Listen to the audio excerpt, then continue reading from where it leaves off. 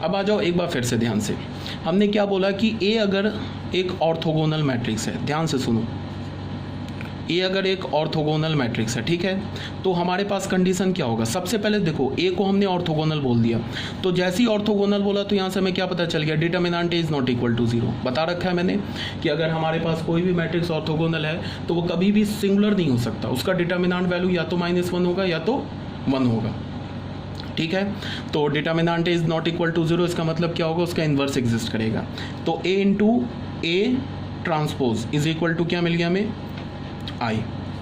तो अब तुम इसको देखो, ये ए का काम कर रहा है, ये बी का काम कर रहा है, तो यहाँ से क्या लिखा है, A B is equal to I, ठीक है। तो यहाँ से हमें क्या पता चल जाएगा, A transpose into A, B A, ये भी आई के इक्वल होगा।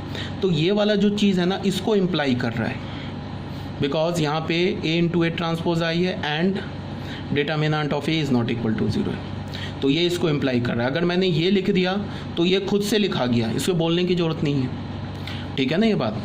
उसके बाद मैंने क्या प्रूफ भी कर सकते हो, अभी प्रूफ भी किया है, ए इंटू ए ट्रांसपोज आई लिखा है, तो ए इनवर्स से प्री मल्टीप्लाई कर दिया, तो प्री मल्टीप्लाई किया तो ये क्या हो गया, ये हो गया ए ट्रांसपोज, ये हो गया ए इनवर्स इंटू आई, ये हो गया ए इनवर्स, ये बन गया I into A transpose is equal to A inverse, हो गया ना।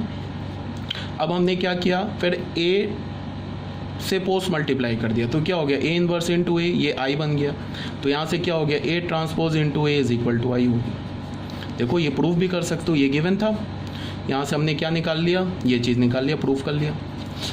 अब सुनो, हमें क्या मिला, हमें मिला A into A transpose is equal to A transpose into A, ये आई के इक्वल मिला, ठीक है। ये तो ए का ही काम कर रहा है, ये जो ए ट्रांसपोज है ये बी का काम कर रहा है, ठीक है। तो हमें क्या मिल रहा है, A B is equal to B A is equal to आई।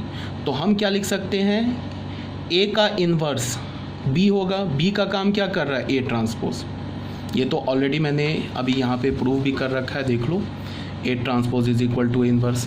दूसरा क्या होगा, ए का इन्वर्स ए ट्रांसपोज हो जाएगा, और ए ट्रांसपोज का इन्वर्स, ये बी का काम कर रहा है ना, बी मैट्रिक्स का, ए ट्रांसपोज का इन्वर्स क्या हो जाएगा, ये ए हो जाएगा, ठीक है। ए का inverse A transpose and A transpose का इन्वर्स ए। तो फिर एक ट्रांसपोज की प्रॉपर्टी क्या है, ये अभी आगे हम लोग एक टॉपिक पढ़ेंगे, adjoint and inverse of A matrix. इसके बाद जो हमारा नेक्स्ट टॉपिक होगा वो होगा adjoint and inverse of A matrix.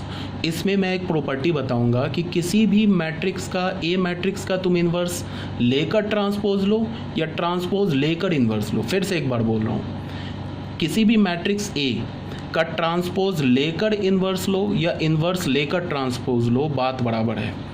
तो यहाँ से प्रॉपर्टी क्या है हमारे पास, ए का ट्रांसपोज लेकर इन्वर्स लिया या इन्वर्स का लेकर इन्वर्स लेकर ट्रांसपोज लिया, ये इक्वल है। ये प्रॉपर्टी में मैं बताऊँगा तुम्हें। Adjoint and inverse of A matrix हमारा नेक्स्ट टॉपिक है, उसमें मैं ये प्रूफ भी करूँगा, ठीक है ना। तो यहाँ से मैं क्या लिख सकता हूँ, इसको ए इन्वर्स का ट्रांसपोज ऐसे भी लिख सकता हूँ, ठीक है। तो फाइनली हमें क्या पता चला, फाइनली हमें ये पता चला कि इफ़ ए हमारा एक ऑर्थोगोनल मैट्रिक्स है, फिर से एक बार बोल रहा हूँ कि ए हमारा एक ऑर्थोगोनल मैट्रिक्स है, तो यहाँ से हमें क्या पता चला कि A into A transpose is equal to I है। तो ऑर्थोगोनल है तो डिटर्मिनेंट तो इसका ज़ीरो होगा नहीं, ए हमारा क्या होगा, एक नॉन सिंगुलर मैट्रिक्स होगा, पहली बात। दूसरी बात क्या कि अगर ये गिवन है तो यहाँ से हमें क्या पता चला, A transpose into A is equal to I होगा। और फिर हमें क्या पता चला, ए का इन्वर्स ए ट्रांसपोज है एंड ए ट्रांसपोज का इन्वर्स ए है। इसको तुम कैसे लिख सकते हो, ए इन्वर्स को अंदर कर दो, ट्रांसपोज को बाहर कर दो, ऐसे लिख सकते हो। यही प्रॉपर्टी यहाँ डिटेल से समझाया गया, देख लेना, इसको पढ़ लेना।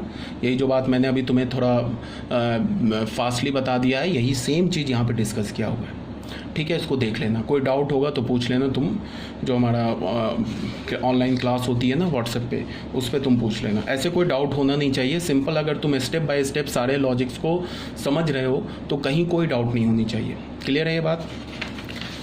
अब आ जाओ तुम फोर्थ प्रॉपर्टी पे, सॉरी